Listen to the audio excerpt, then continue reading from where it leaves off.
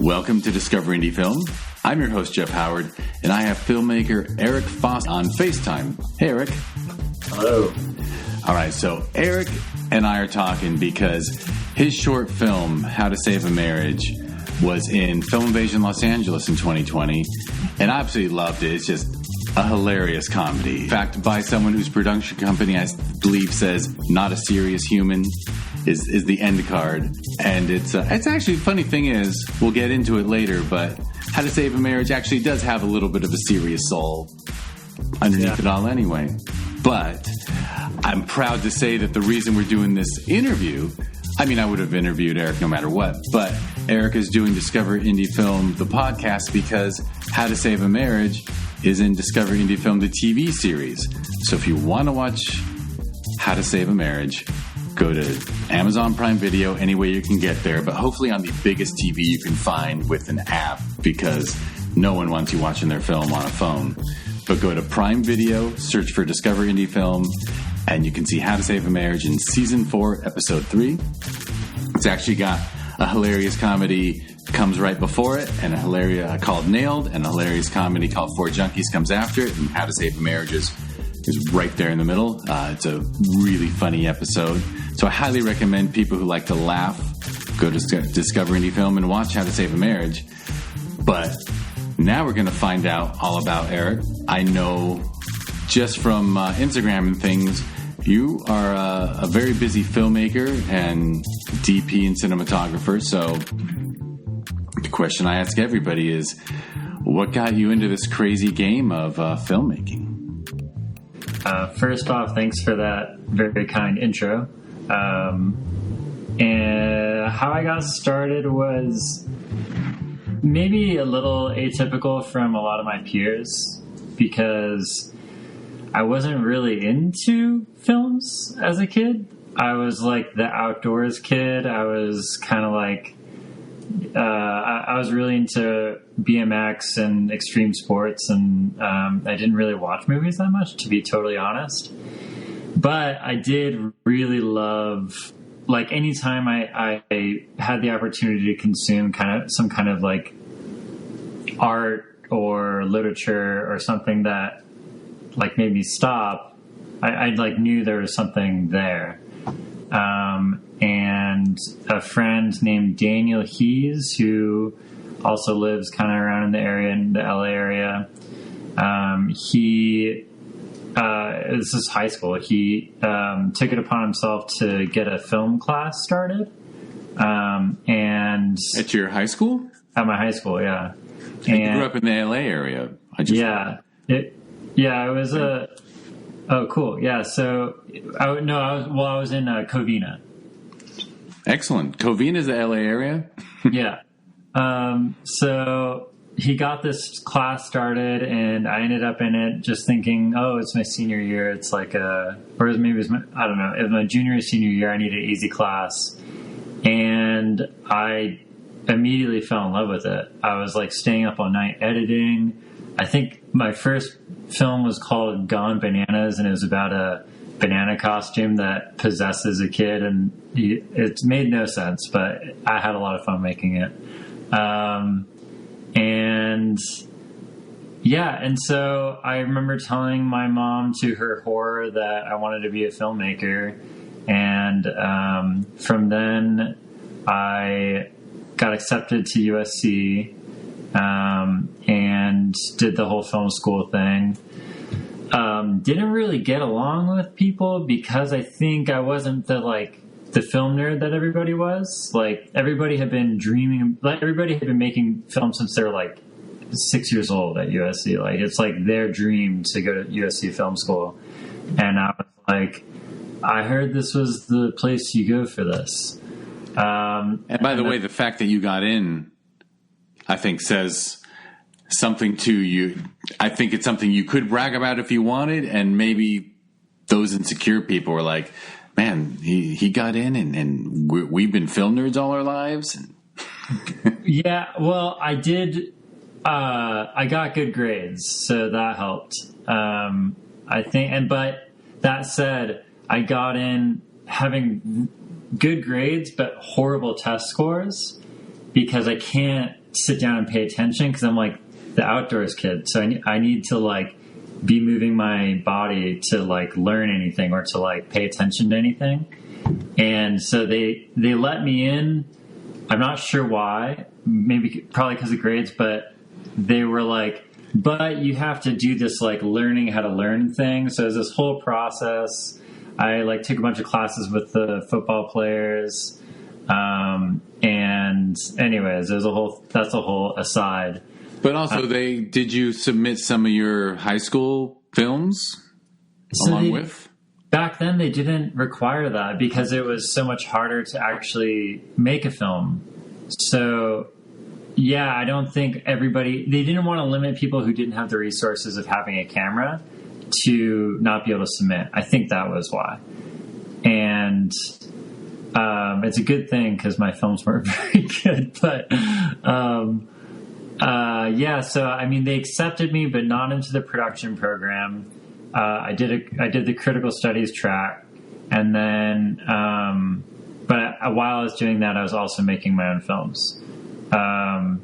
And then I graduated, and around the time I graduated, I decided I wanted to make like the hardest thing possible, which was to me a musical. I've always been really into music. So I made this musical, which ended up taking me 3 years, and I failed. It was a good lesson, but it was a 3-year lesson that did not get in anywhere. It was like a 40-minute film, which doesn't really program anywhere. And I was learning. So, there's some rough parts in it. And so that's something you did so after graduation? Yeah. And you spent 3 years, like you did the thing where you got a job, and then in all your spare time, you poured it into this musical? Yeah. So my senior year of college, I was writing and recording the music and writing the script. Then 2 years after, I filmed it and then was editing and doing a bunch of special effects for it while I was actually selling 2A radios to police stations and fire stations and stuff like that, and then also doing some grip and electric work, and some very small cinematography work. So then I got really depressed, actually. It didn't get in anywhere. I submitted to all the big festivals, right? And everybody rejected me. And I was like, oh, I'm not who I was a huge blow to my ego. And I kind of quit. For the next, let's see, that was 2012. So I didn't make anything aside from very small music videos till I started writing again in 2018. And in the meantime, I went on this really weird journey of mostly concentrating on grip and electric and cinematography, and ended up working on Naked and Afraid. And so I've been doing that. I just got off a couple episodes. So starting in 2014, I started doing that. Started traveling the world, seeing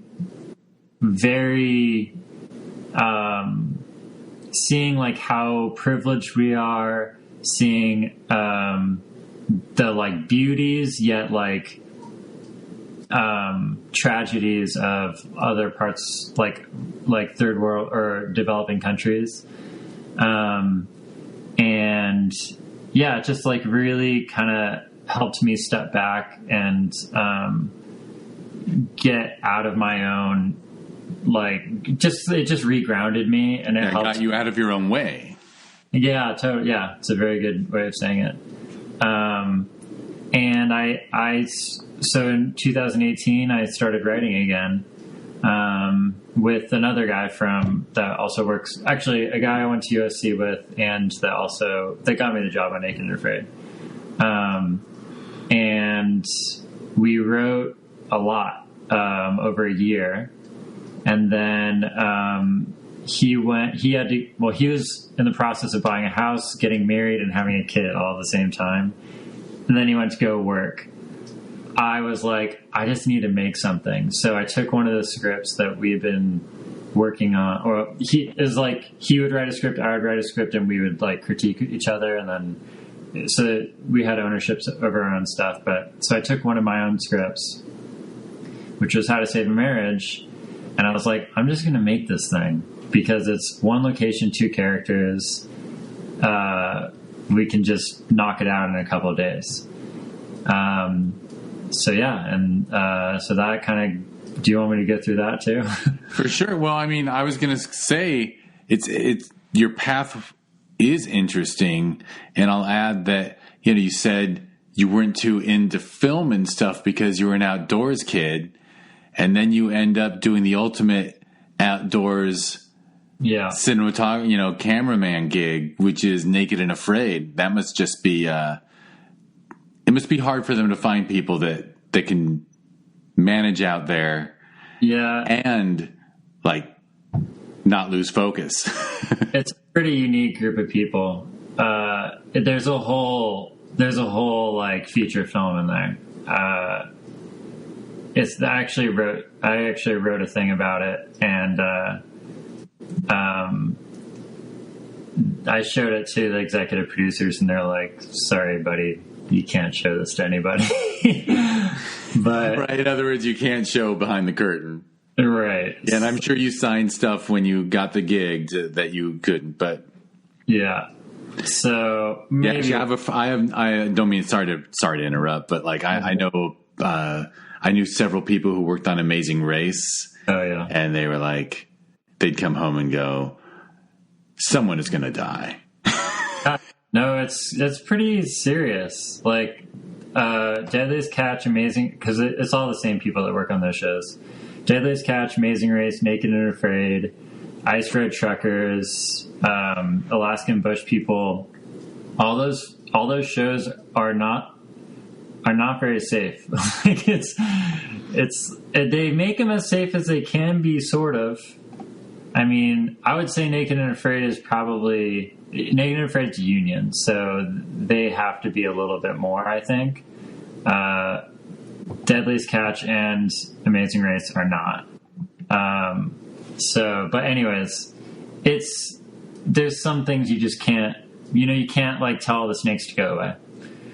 So, and you're tromping through the jungle, and that just like, we've stepped on snakes. It just happens. And so I assume you got on those boots that go up to the knee almost, right? So I wear snake gaiters. Yeah. To be determined whether or not they work. Well, I'm glad you're still with us. Yeah. All right. So, which, by the way, I mean, congrats on that career. I mean, a lot of people, you didn't come to LA to make it, but you came in from Covina, but a lot of people don't get on a well-known show like that. Being on the crew, I think is an accomplishment. Yeah. Thank you. I do feel lucky. It's definitely like, there was a break, like it was a little break that I had for sure. Like I was lucky that my friend Francisco worked his ass off as a PA and then got hired as an AC, the first AC on Naked and Afraid. And I knew Francisco, and he knew that I could stand in rain and insects and not like cry about it. So, which is rare. I think it is. All right, so and that's cool that you both just used each other.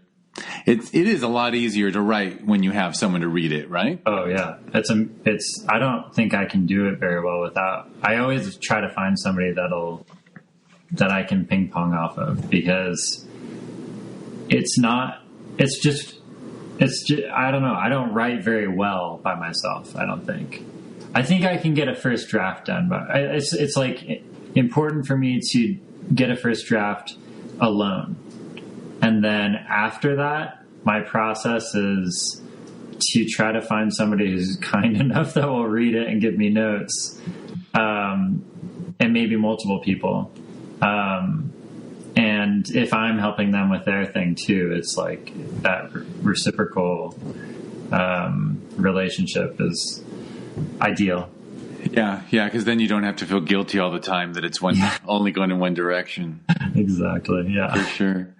All right, so, and I would assume that, I'm just going to assume a lot of what you write is comedy. I mean, you started with a banana. Yeah, I don't know. I guess I've always gravitated towards comedy. Even the darker stuff I have has a comedic tone. There's some kind of blend in there. I mean, to my perspective is that life is hilarious. And like and maybe especially in the darkest moments, there's always absurdity, and there's always I love like existential humor. I guess I would reference like Camus. Like a lot of people read The Plague over the pandemic. Like that is, to me, it's like heart-wrenching, but it's absurdly funny at the same time. And that's like what I hope I can achieve one day. Is like that like razor edge balance of like comedy and tragedy. Yeah, and the absurdness of existence. Totally. Yeah, exactly. Yeah, because we are. I won't go into the depths of my personal philosophy of how absurd the universe is, but I like to joke that, I mean, it's definitely, there might be a designer, but it's not intelligent design, because way too many things about our bodies are ridiculous. All right, so you chose How to Save a Marriage for a really logical reason, and obviously steady work and everything, you were able to just do it in one spot. Heck, I don't know if you used your own apartment or you set something up. Yeah, luckily I had a house in LA, or I was renting a house with the DP of How to Save a Marriage, Mac Fiskin. So we're renting this house. I knew we could shoot it there, so that was definitely a big determining factor. And then I went to Mac and I was like, so Mac's shot I think 15 features at this point. He's pretty successful, but mostly horror features. I think Darling is the biggest ones he's done, which was I think it was like a kind of like a cult horror film, like the whatever. So Mac's out of my league is the point. So right, you couldn't hire him unless he lived under the same roof as you. Is that what you're saying?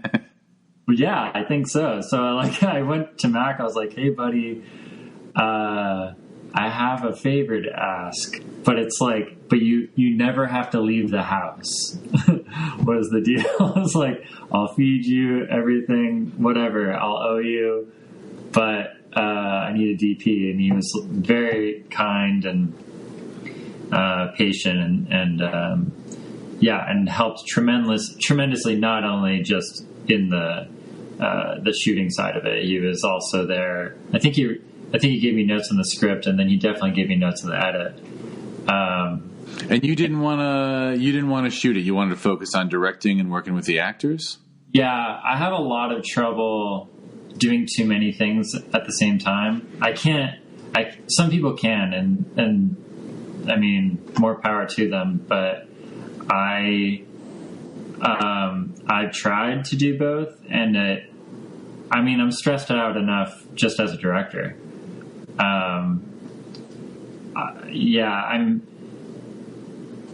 I like focusing on the direction because I think my philosophy on set is that everybody should focus on the thing they're best at, and I think that when I've written something, I'm the best person to tell that story.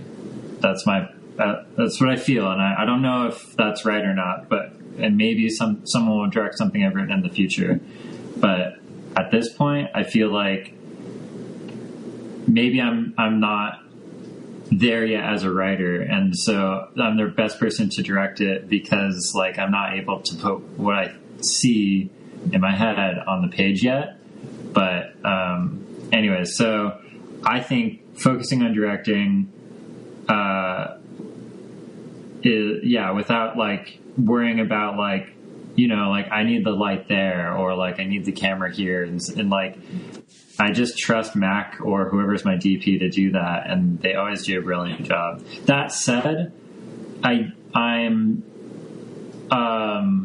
write the shot list like very specifically as a director, and I go through the shot list with the DP, make sure get their notes, get their input. But I'm like both on my last 3 projects. Actually, all of my projects, I'm like very, very specific about the shots that we're getting, like storyboard with words, basically, because I can't draw. It's really tough, actually. But I'm sure you, especially because you do so much work with a camera, you know how to communicate to a cameraman or camera person. Yeah, absolutely. Yeah, I think there's a mutual respect there. I know Mac was, whatever, everyone has their little like disagreements on set, but mostly it's so easy, you know, like to like call through from Video Village to set and just be like, I want a 35 or whatever, you know. It's like we know exactly what a 35 looks like as opposed to what lens we're currently using, as opposed to a director who's like, what's the wider lens we have, you know? Like, right. How can I see? I want to see a little more around them. Yeah, for sure. Yeah. Well, that's cool. You have that shorthand. Yeah. And you just threw this together in a weekend, production wise? Pre-pro was like a couple months, maybe. Yeah. I'm sorry. I said threw together, but I meant like you shot for. Oh yeah, it's 2 days. Yeah. Yeah, it was probably a weekend because it would help on rentals. But yeah, 2 days. We shot all the dramatic stuff that like take place in present day on one day, and then all flashbacks in another day. Right, and we were moving all over your house. Yeah, and we shot every corner of that place, except for the kitchen, I guess. But, it was, I mean, I had like 10 of some of my best friends helping me out, which was incredible. Like I'm there on their projects too, but it's just like so amazing to have your best friends there helping you out. And they kicked ass. Like we couldn't have done it without, like, you take one of those people away. Like, actually, in fact, sometimes some of those people had to go do other things, and it was like you feel that void. Like you're like, oh my god, we don't have Roland today, or whatever. You know, it was, it was great to have every single one of those people. And you casted really well. Yeah, that's a whole story, actually. I think I hit the, like, maybe there's just a million actors in LA, which there are, but I think I hit the magic thing that everybody wants, which is like I paid a little bit and it was a rom-com, which I think a lot of people want to do. Like, I don't know, maybe not. But anyways, point is I got 500 submissions per character, and I went through all of them and boiled that down to like 25 auditions per person, and then that grew to 40 because I did what's that thing, the free Hollywood casting place where they like make you audition their people too. You know what I'm talking about? Actually, I don't, but that's because I'm never involved in that stuff. Oh, okay. It's called Whatever, I don't know. But they give you a casting office, but you also have to give some of their talent a shot? Yeah, so we ended up scheduling, I think, 40 people per role, and it's just me doing all this. And then I think I auditioned about 20 people per role. For Denise, which is the female role, Catherine actually showed up late, which is like, to me, I very much dislike that. But I filmed all the auditions, and she was definitely one of the best. And just had the energy that I thought Denise should have. And I boiled it down to 2 people, and then I sent it to my friend Andy, who is also a director, and was like, which one of these would you choose? And I was leaning towards the other person, and he was like, definitely Catherine. And his wife's an agent, and she said the same thing. She was like, definitely Catherine all the way. And I was like, okay, it's Catherine. And then I was like, okay, how about the guys? And he was like, none of them. I was like, what do you mean none of them? He's like, they're not good for the role. I'm like, well, what do I do then? And he's like, well, here's some people I think might be good. And one of the first people he sent me was Chris. And I was like, I looked up Chris's credits. I'm like, Chris isn't going to work with me. Like, what do I say? Hey, I work on Naked and Afraid. Do you want to do a short film with me? And he's like, just email him and see what happens. It's like, don't limit yourself don't count it as a no before it's a no. So I emailed Chris the script, and he was like, yeah, man, I like this script. Let's rock and roll. So he was cast on the phone. He didn't even audition. I just trusted Andy, and I liked his reel a lot, and he ended up being great. For sure, yeah. I mean, they're both outstanding. Yeah, I think casting is like, I've been lucky with casting, but I think I also I put a shit ton of time into it. I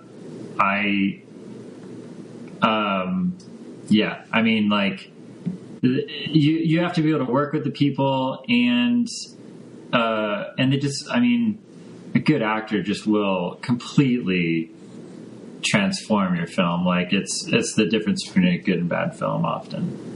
Yeah, no, I think I might have told you or said to you in the Q&A we did back in June of 2020 that, like, on first viewing, I would have totally believed you if you had said, yeah, I'm in a sketch comedy group, and these 2 are in my group, and I wrote this piece for them, and we workshopped it for ages, like, and did it on stage. Like they have that level of familiarity. Yeah. I mean, but they're just pros. Like, they're really good actors. I mean, they were also, I think I remember my response then. It was that I don't think I did a great, like, every project I do, I'm like, I fully embrace the fact that I'm learning, like, that I'm growing and becoming a better filmmaker with every film I do. But I'm going to make mistakes. And one of the big mistakes I made on How to Save a Marriage was, a directing teacher once told me you have to, like, hold your actors, and I wasn't, like, holding them. Like, you have to, like, give them emotional support. And I wasn't doing that very well with Catherine. And Chris recognized that, and without saying anything, he did it for me because he knew he could. And he's a director as well. It is a very good director. And I basically saw that happen, and I just backed off because I knew that, like, that's what the relationship needed. And so he basically built a relationship together. Within the first day was a little easier because it was like them butting heads, because we shot all the flashbacks first.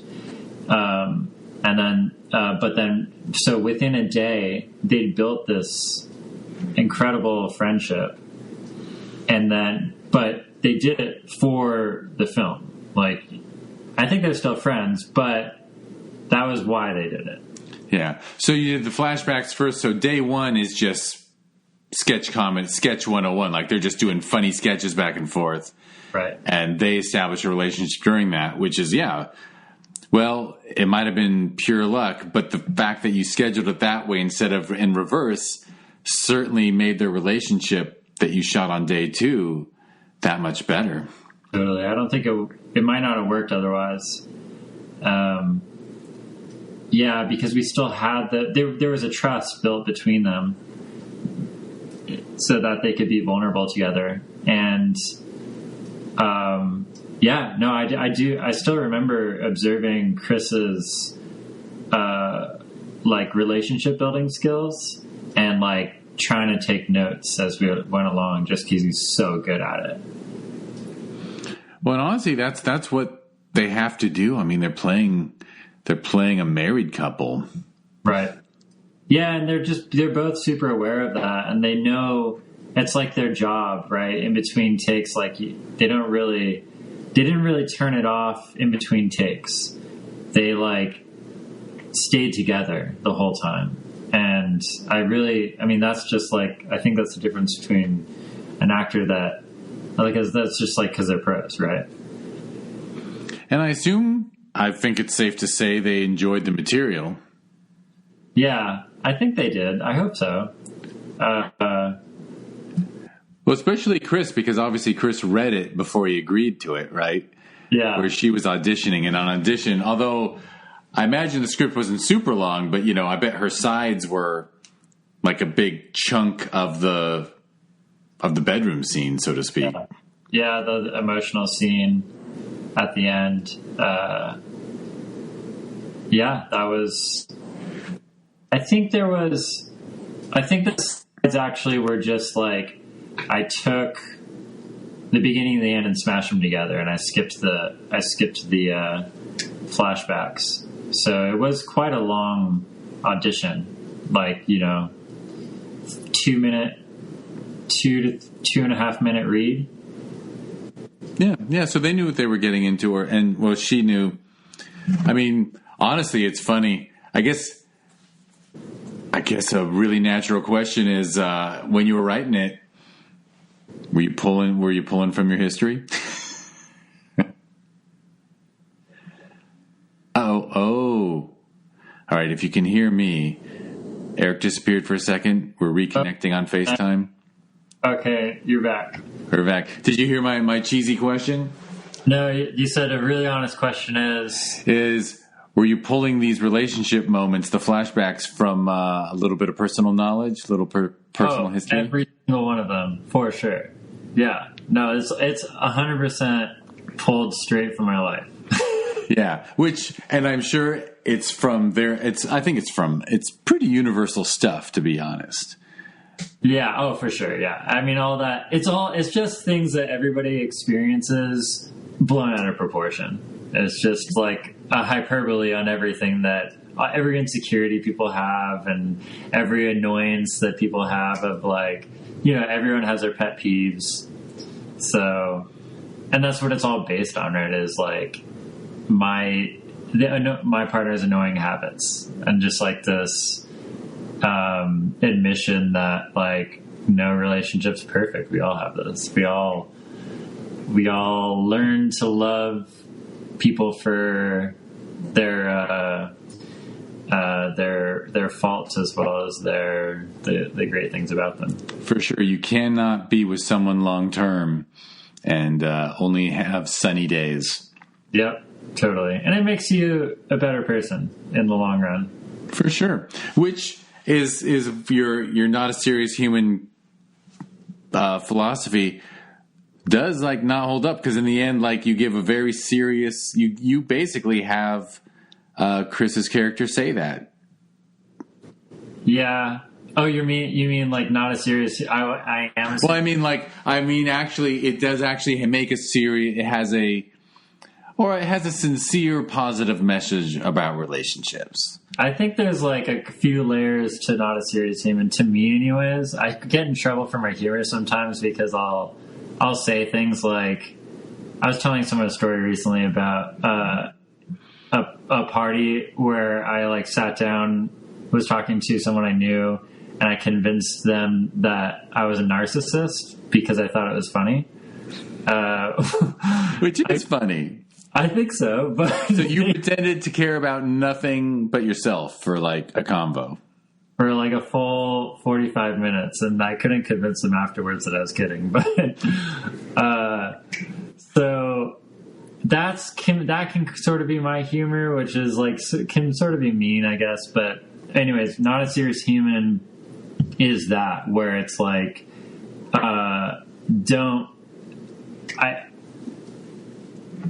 there's like a duality that everybody has of like totally lying to each other and totally telling the truth at the same time. And like, but we don't really know what, most of the time I don't think we know whether or not we're doing one or the other or both.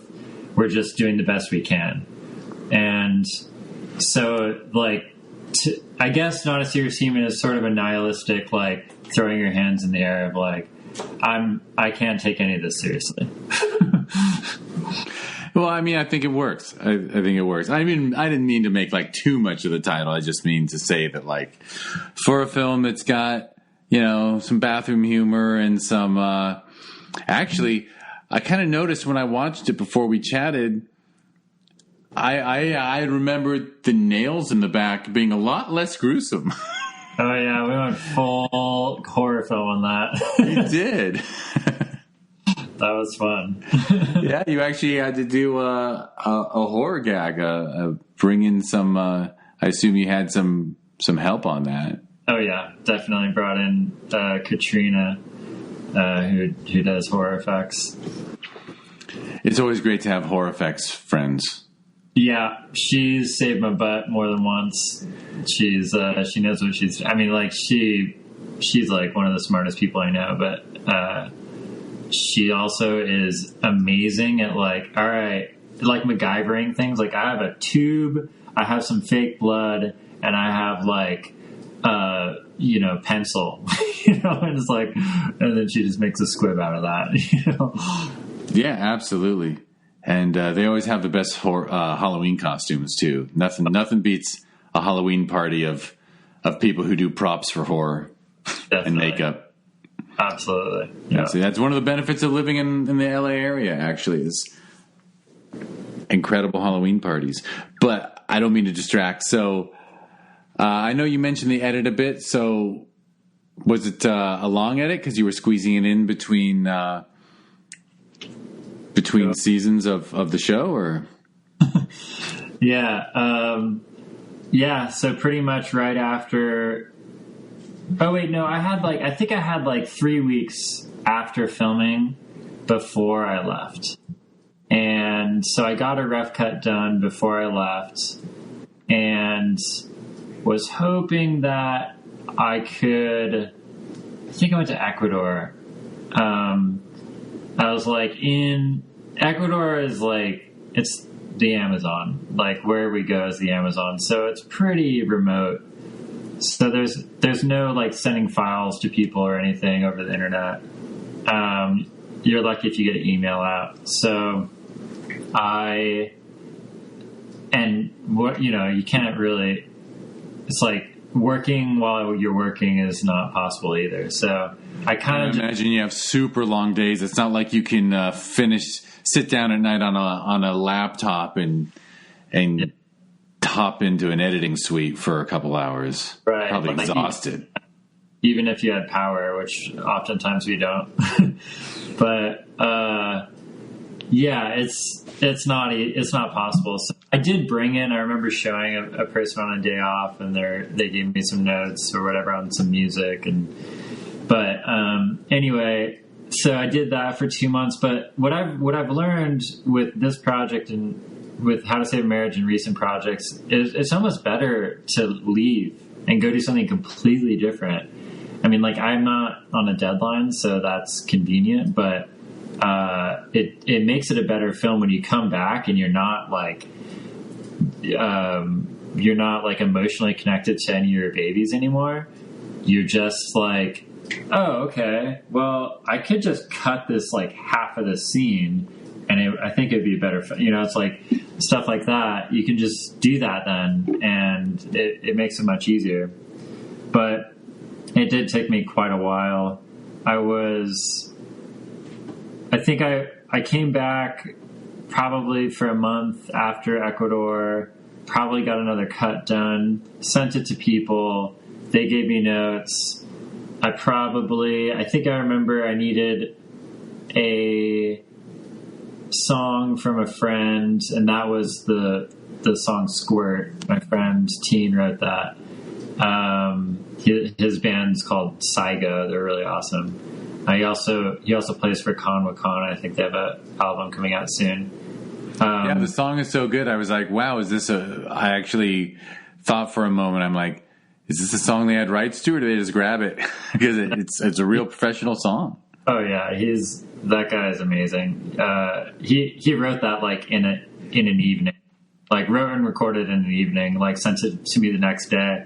I didn't know what to expect, and I just immediately burst out laughing. I'm like, yes, this is like, we'd made like a few adjustments, but that was pretty much what came out like in one evening with him. But and then I did a few more episodes and then came back, and then I scored with Danny over a month or two, just because he was busy with other stuff, and then we finished December 2019. So it's about a full year. And so you finished December 2019, which of course brings me to the topic that you finished when life seemed incredibly normal. And you started submitting to festivals. I'm very glad you submitted to Film Invasion Los Angeles. And then by the third month of 2020, did you get a chance to show it in a theater before? We got a chance to show it at LA Under the Stars, which at that time it was the second year. And that was the first festival I'd ever been accepted to, because the musical didn't get anywhere. I had submitted some music videos here and there. None of those had ever gotten anywhere. And so I was like, oh, great validation finally. It felt really good just to be in a festival. And then I went and we won Best Comedy and Audience Award. And so I was like, I couldn't believe it. And so I was like, so excited, and, refueled to keep working on like future projects.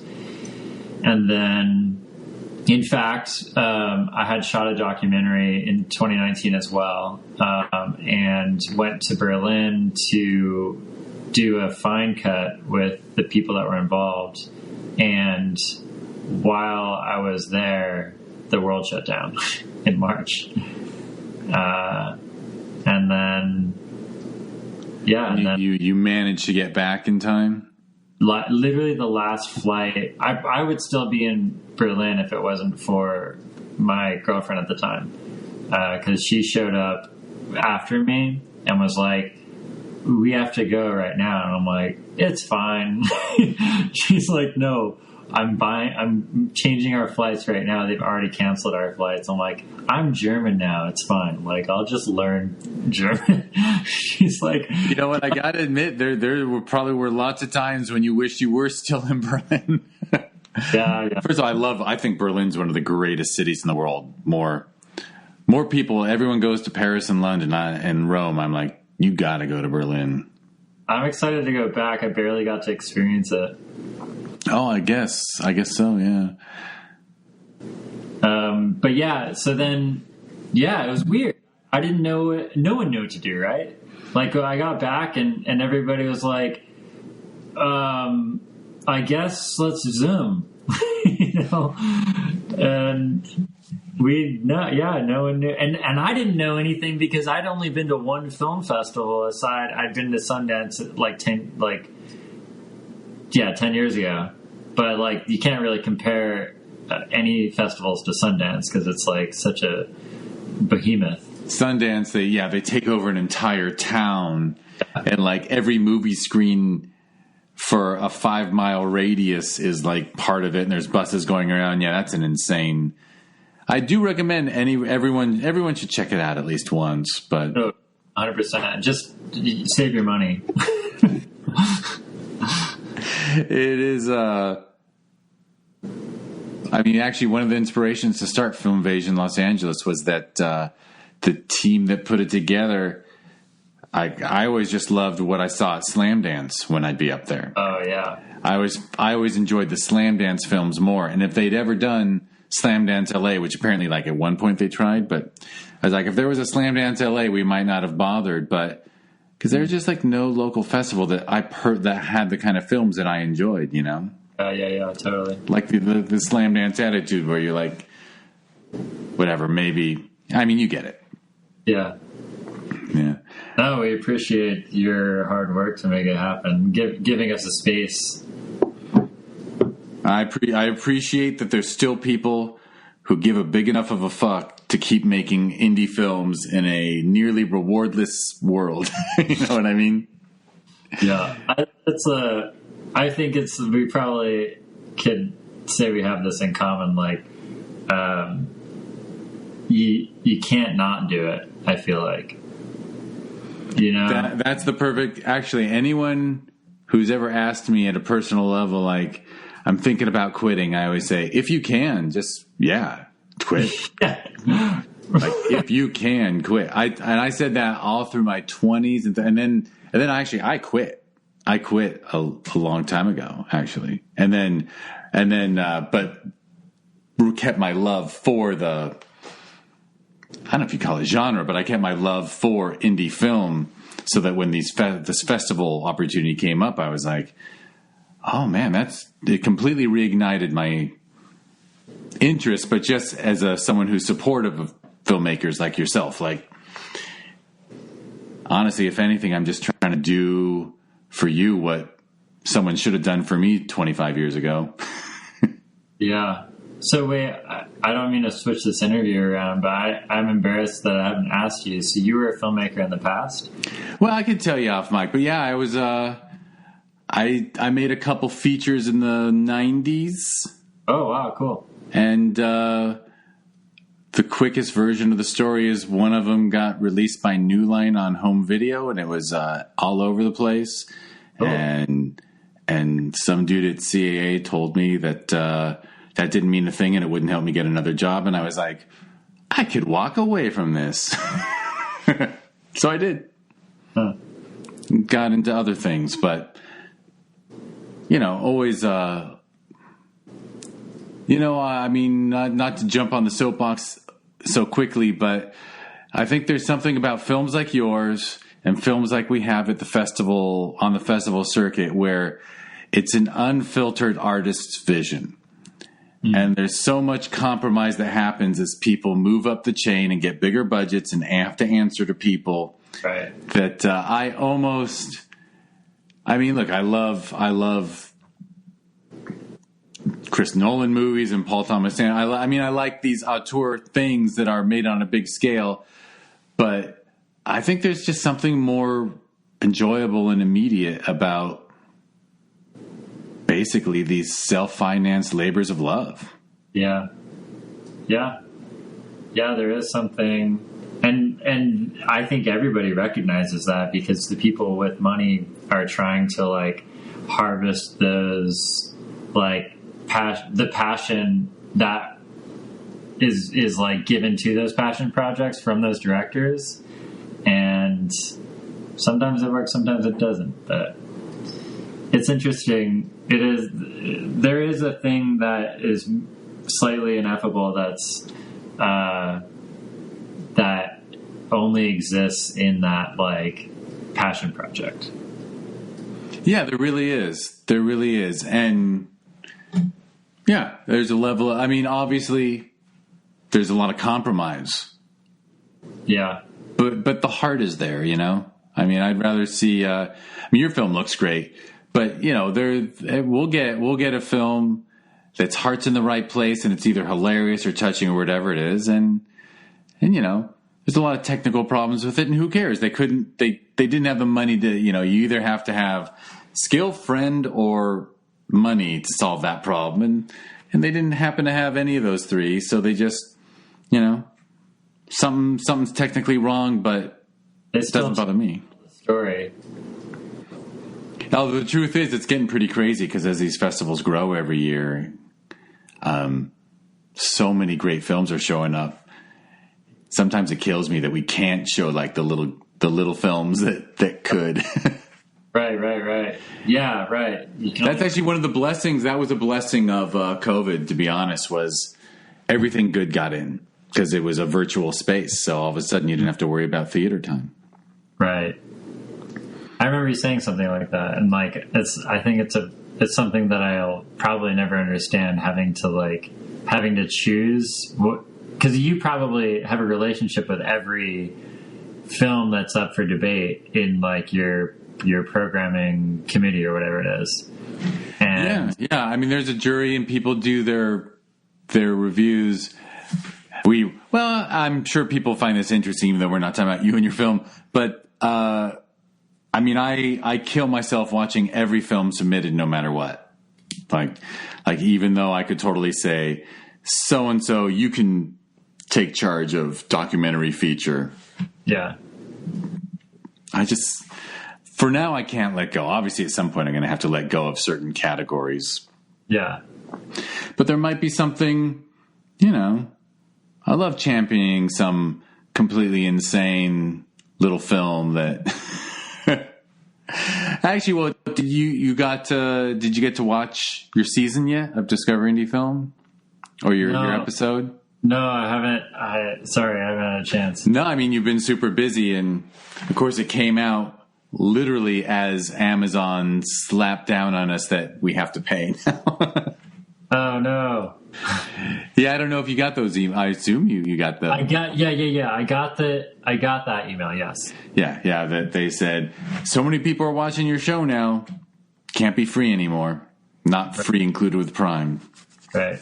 Which I get. By the way, I totally defend their decision. I'm like, you know what? If I was running a company and it was my servers and my platform, I would rather charge and give the people who own the content half than share it for free and give the people that own the content 0.2 cents an hour. Like it just makes more sense to collect money and give us half. Yeah. Makes sense to me too. Sadly, it means a lot fewer eyeballs, but what are you going to do? Well, I mean, you're still growing. It's going to grow no matter what. Yeah, and actually, to be honest, I've been trying to talk to people in like the AVOD space. I don't know what that is. AVOD, like video on demand, but advertising video on demand. So it's like, you know, like Tubi and Vudu, where people can stream stuff and then commercials pop in. Oh, okay, cool. Yeah, you're kind of off the grid, I guess. So you're not like sitting at home watching. I'm the guy, like, I'm still the, like, outdoors kid, you know? Like, I love watching movies, I've watched the most movies I ever have last year. The thing is like, I get back, like, I just got back from Colombia. I was there for 2 months. And when I get back, I have to, like, catch up. I miss things. Like there's like chunks of my friend Andy, the director that helped me cast How to Save a Marriage. He makes fun of me all the time because like he had to teach me who is it. One Direction, is that the band, the boy band or whatever? They were, yeah. The Harry Styles popped out of there. Yeah, so he had to teach me who they were because I was just like, I missed it. I missed that part. You know, it's like little things like, so anyways, so that AVOD. Now I know what that is. Yeah, I mean it's actually a really wild concept. It's like you can, if you have a smart TV or whatever on your phone, you get one of these apps, and they have. So like our 14-year-old, when she was 12, 13, and we were in lockdown, she just wanted to watch horror, and I was like, man, you got to watch the Scary Movie series. And the only way to watch it was actually on one of those services where every 17 minutes a commercial for life insurance pops up or whatever. And it was bizarre, but we watched all 4 Scary Movies like on this, like for free, because I'm not a big fan of when you got Netflix and all these things included free on Prime. I'm not a huge fan of like paying $4.99 for a movie that I've seen before and I just want a kid to see too, Right. I'm admitting I'm a little cheap. I shouldn't say that while we're recording, but It's my bad. We're all. I mean, I think all filmmakers are like have this tally in the back of their head of like, if I save $5 here, then that could go towards the film, or in your case, my film festival later. I guess I should just bill it to the festival, but whatever.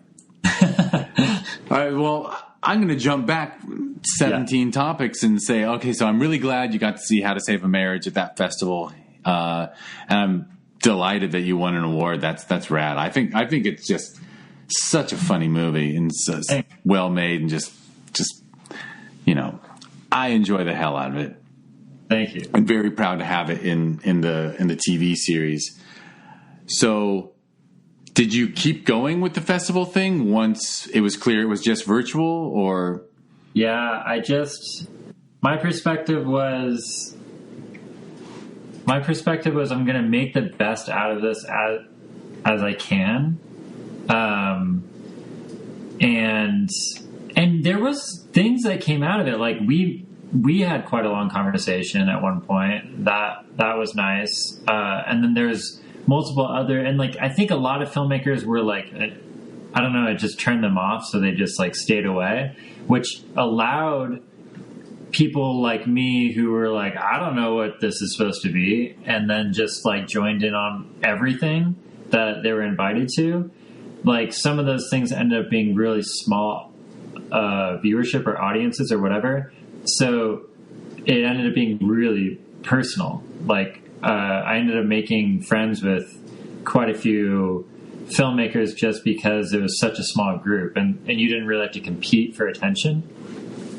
So, which I'm not very good at. I'm not the life of the party. I'm like the guy that like stands there like this and like smiles and nods and like. For sure, I can tell you're an introvert. Yeah, for sure. And actually, I love a small gathering, but I hate a party. Like if there's more than, I can handle 6 to 8 people, but once it's like 10, 12, and like you have to work your way around from group to group to like cover everybody. Right. I'm like, it's too much work for me. I'm just going to sit back, and I like a small quality conversation way more than like trying to work a room. 3 people I'm really good with. Like I'm very good at interviews, but I'm not very good with anything more than like 3 other people. I'm like, I just let whoever's the extrovert in the room, they can have the attention. Right. And that film festival, the film festival mixer, which the festival you were at in June, of course, COVID was way too. So it was completely virtual. Right. Then when November came, we did a virtual festival, but I felt comfortable at that point because by then our COVID knowledge was good enough. We did an outdoor mixer where people were outside wearing masks. We met at a public space, and people actually came from like Portland and Austin. Wow, cool. To LA because they're like, this is the first in-person film festival event I could attend. So they did it. Yeah, they didn't have none of the ones I got into had anything live. Oh, that's not true. There was some in Austin or Portland, actually. I forget. One of those. It's funny you mentioned those two. That did the drive-in versions. Oh, the drive-in thing was cool. Yeah, L.A. is ridiculously expensive. A couple people approached us, some university, some college out in Simi Valley hit us up about doing drive-in stuff. I'm like, that's really exciting. What are the details? And it would have been something like $6,000 a night. Right. And I was like, are you kidding? That's what we pay for a week at the theater. So. Right. So it obviously wasn't going to happen. But what was I going to say to you? Oh, the cool thing about the festival you were part of is because it was kind of fresh and not many people had done virtual yet. The virtual Zooms were really fun. The mixers with I think all the filmmakers really actually created relationships on Zoom. Absolutely. And that happened on all the festivals, I think. Yeah, I mean, what else can you do? And I think that's what I meant by like taking advantage of like just making the best of it. And I think in any situation we have to be able to do that. And to be honest, I'm more comfortable in this setting anyways, being an introvert, so maybe it just worked in my favor. But the live things there's an energy you can't get anywhere else. Yeah, funny story is the following year, the virtual stuff was great in June and it was great in November, and then June 2021, this last June, it was a virtual festival. There were a couple in-person mixers, and the Zoom mixers were dead. Everyone had Zoom burnout. Like, I was like, I'm not going to sign on to Zoom anymore. Right. And I guess it was also because we did like 2 in-person outdoor things because that was so rewarding. But it kind of shocked him. I'm like, damn, last year there was like 30 people on Zoom at once, and right now there's 4. Right. And they were all from New York. Oh, poor guys.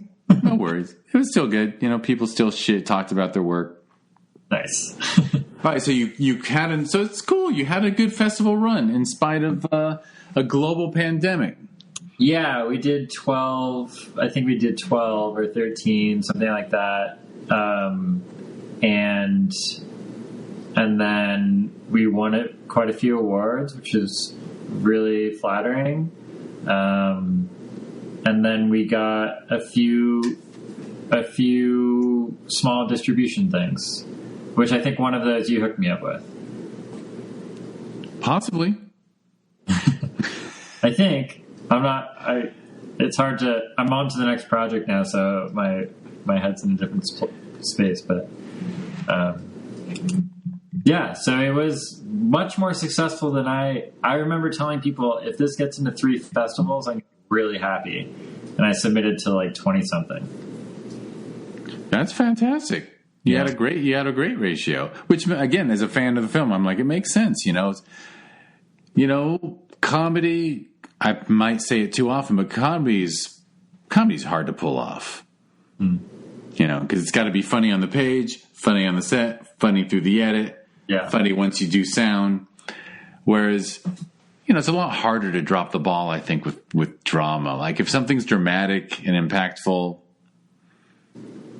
what can I say? I think Bill Murray deserves more awards than Anthony Hopkins. I'll just say it. I would agree. I think comedy, and part of the reason why I love comedy is because I find it very challenging. Mostly, I find it like I love watching something that you can tell this guy is a brilliant comedic writer. Like the writing side of comedy to me is like that's the thing that I'm like leaning forward into, just like, wow, how do I learn from this? Because you sit there thinking about one line for hours, and these guys make it seem so easy. Well, so have you been doing a lot of writing in your spare time since since finishing the How to Save a Marriage run and going back to work? Some writing, yes. I wrote a bunch of stuff with my friend Alec. And I think we'll probably... Actually, his films that he wrote in our back and forth, I think are the ones we need to make because they're really good. But he and I wrote, like... When I write a lot. In a short amount, I just, like, get everything out I can. So we wrote like 30 things together, 30 short things together, and then we had to go back to work. But then I ended up doing that music video, and then so that distracted me. And then this documentary that I mentioned earlier still isn't done. I've been focusing on that. So yeah, not too much writing. I wish I had more time to get back into it. Although I did write that Naked and Afraid story, which no one will ever see. Right. You can't change it enough. You can't just. I think I don't know. We'll see. I think it's one of those things where, like, if the lawsuit would be like worthwhile enough, like something like you got to wait till the show's off the air. Unreal. That show Unreal. Have you seen that? I haven't. It's based on the true experiences of a producer from The Bachelor. Really? Okay, that I would find interesting. It's really interesting. It's a fucking good show. That's good writing. I recently read the pilot, and it's good. And it's based on a short that producer made. You could find it. I think her name's like, oh man, I'm horrible with names, but you can find it, I'm sure.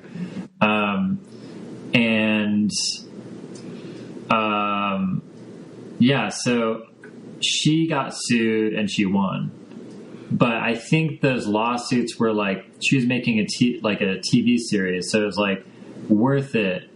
It's like her project was worth it. Like, she's going to make more money than the lawsuits were costing selling that show. So they would have to be worthwhile. Yeah. In your case, I don't know. I think I get the feeling you enjoy the job, so stick with it, and then if they ever pull the plug on it, then you can like explore it. And also, like, I think I would end up A, I'd burn bridges, B, I think I would lose friends, and C, I think I actually might hurt people's careers. So I would have to change enough. Like, if I did do, like, I'm not planning on it, but if I did do something like that, it would be a huge rewrite to make sure that nobody was hurt in the process. Yeah. So anyone listening, Eric has said he's not going anywhere with this. He's not doing it. It's just a thought experiment. Seriously, he loves his job. It was total therapy. It was. Yeah, it probably was. It probably was very. I forget words too all the time now. But yeah, you probably got it off you. It was cathartic, maybe. Cathartic, yeah. Yeah. All right, well, cool. Well, you and by the way, yeah, your video Doll Claw. I guess I'll find out when we do a Q&A. But I don't know if you want. You can say like. Eric submitted this music video Doll by the band or per artist Doll Claw. Yeah. And how did that come together? Did she hire you? Did you know her and offer to or? I was coming off of some Naked and Afraid episodes. And it was Thanksgiving last year, and my sister-in-law was like, "Hey, I have a friend who." This guy made this video for her, and it's kind of bad, and I'm just curious what you would charge for a video. And she showed me the video, and sure enough, it was pretty bad. But like maybe good for like what they had, right? Like they had zero lights. Literally all they had was a camera.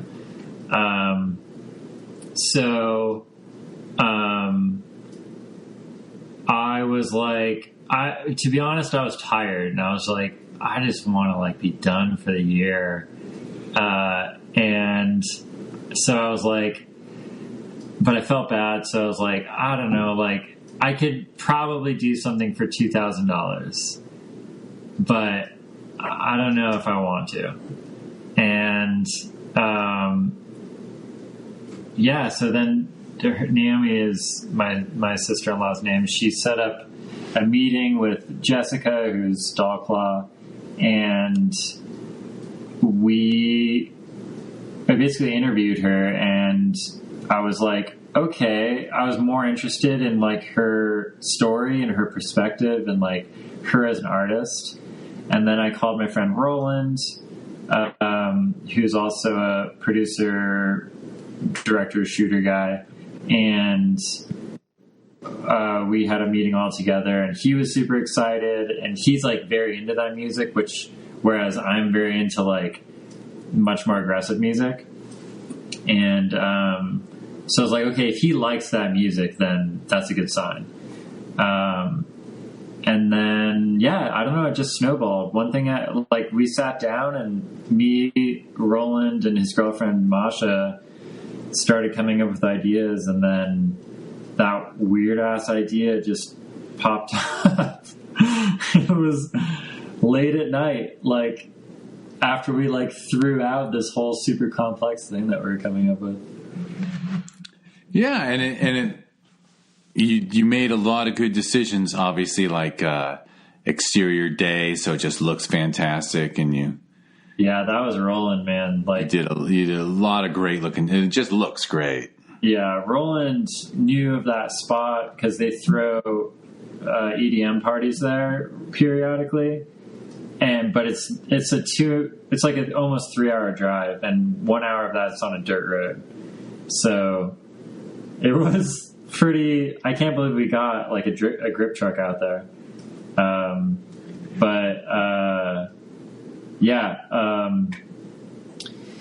The location was fantastic. I was, we were all lucky, and we were lucky to have nobody there too at the time. Because I mean, it's pretty remote, but, we could have had bikers and stuff in the background. That's true, but I don't know. They probably would have left you alone. You guys probably looked like what you were doing is pretty cool. We tilted the camera up a little bit more to not see them. Yeah. I mean, a woman with a shovel and an unconscious dude. It's I think most bikers would respect. Just like blood raining around like all our gear. You had a lot of fun with the blood, that's for sure. Oh, totally. Excellent. All right. Well, and it's awesome that you got that done. Yeah. Another thing on the resume. Yeah, that went pretty quick. It was funny, like the How to Save a Marriage took a year. This documentary is coming up on 3 years. The Dogclaw video came together in like 3 months, from concept to completion. And I think someone was just telling me like that's going to probably start happening more, where like it's like a culmination of everything you've learned so far. Like you can throw things together now and it actually be good, which is like when that video turned out good, I was like, oh, sweet. Like maybe I'm becoming a real filmmaker. Like I was like, am I growing up now? Like as a real filmmaker? Apparently you've matured to a point that, you can make a fully professional looking music video in a truncated amount of time that's true to the artist and the song. Yeah. No, I sure hope so. We'll see on the next project. For sure. All right. Well, I think it might be time to wrap it up. Yeah. If people are interested in you and your stuff, is there somewhere they should go to check it out? Yeah. So all my videos are on YouTube under Not a Serious Human. And my website is notaserioushuman.com. And I put a lot of stuff on Instagram, just a mishmash of things, but my film stuff is on there too. And that's at Eric Foss Sucks. Yeah, I remember. I forget what you said, but it was when the emails were going back and forth for Film Invasion 2020, and like we'd had a disastrous live stream thing happen like the first day, and then we had to shift to like all pre-recorded Zoom because what do you know, streaming stuff live and recording Q&As live has like my internet speed, the other person's internet speed, the actor's internet speed, and everything kept freezing and halt. It was just, the tech ain't there yet, right? The tech's not ready yet. So it just made sense to shift gears. And I don't know, you said, I got an email from you, and I was like, you know what? Eric Foss doesn't suck. Instagram thing right now says, like the bio or whatever says, yes, I suck, but not enough to be quiet. Excellent. All right. Well, I will now, so people know, notaserioushuman.com and at Eric Foss Sucks, FOSSSUCKS, right? So, and ERIC. And now I will spiel off the websites and things that people need to know. First, hey, you're listening to a podcast. You just heard a cool conversation where I revealed way too much personal information. So, hey, give this podcast 5 stars. I don't care if you're on the Apple app or Spotify or iTunes or, you know, it's on all these services that I don't even listen to. But give it 5 stars if you can. Be nice. And while we're talking about 5 stars, Eric's film, How to Save a Marriage, is in the Discover Indie Film TV series. And we'd love for you to go on Amazon.com and give the series 5 stars. And in fact, you should go to Prime Video any way you can, but hopefully on a nice big TV. Search for Discover Indie Film and grab Season 4 and watch Season 4 and pay extra close attention to Episode 3 where you get to see How to Save a Marriage. And did I say discoverindiefilm.com? That's where you can learn all about all these podcast episodes and the TV series that came out of the podcast. That's at discoverindiefilm.com.